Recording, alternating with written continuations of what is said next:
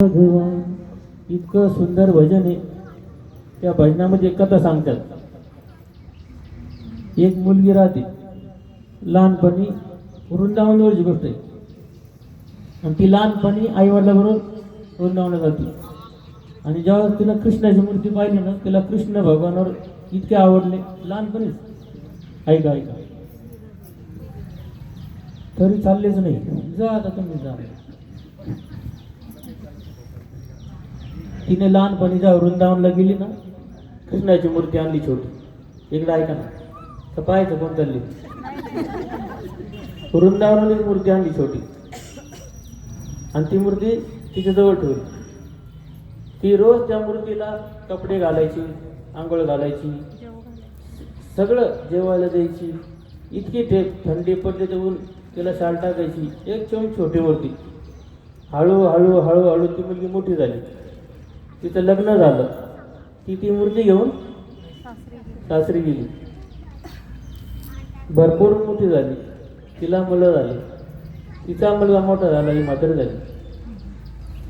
तोपर्यंत त्या कृष्णाला काहीच कमी पडू देत नव्हती. इतकी सांभाळायची, इतकी सांभाळायची, जसं आपला मुलगा आहे ना तशी सांभाळायची. आणि ती एक दिवस आजारी पडली. तर तिला ती सेवा सुद्धा करता येत नव्हती. आणि एक दिवस तिने मूर्तीला हात लावायला गेली तर मूर्ती फक्त खाली, थोड्या उंचीवर खाली पडली. पितळाची मूर्ती खाली पडली. आणि तिने ती मूर्ती तिच्या मुलाला बोलवलं, ती मूर्ती उचल. तर कृष्णाला लागलं का पाय. तो मूर्ती उचलतो परत देवघरात ठेवतो. ती आई म्हणते असं नको ठेवू, नीट पाय, त्याला लागलं का.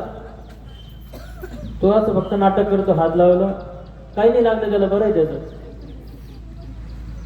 आई म्हणते असं कसं कळतं, डॉक्टरला बोलव, ही सत्य घटना बरं का, डॉक्टरला बोलव म्हणे. तो डॉक्टरला गेला. डॉक्टर म्हणे, डॉक्टर साहेब, घरात एक कृष्णाची मूर्ती आहे, फक्त खाली पडली आणि मी वरती उचलून ठेवली, पण आमच्या आईचं लहानपणापासून त्याच्यात ते जीव आहे. तुम्ही फक्त घरी यायचं, नाटक करायचं, हात लावायचं आणि आईला सांगायचं, आई हा एकदम बरा आहे, म्हणजे आमची आई शांत होईल. डॉक्टर आला, मूर्ती हातात घेतली, फक्त असं हात लावला, चांगलं आहे, याला काही नाही झालं म्हणे. आई म्हणे चांगलं काय नाही झालं. तू डॉक्टर का कोण आहे म्हणे. मी डॉक्टरच आहे. तुझ्या कानातलं कुठे, कानातलं ते कानात घाल, त्याला चेक कर, त्याला बरं आहे का नाही. पोरगं म्हणे आमची आई थोडी आता शेवटच्या स्टेपला आहे, घाल कानात. त्याने कानात घातलं.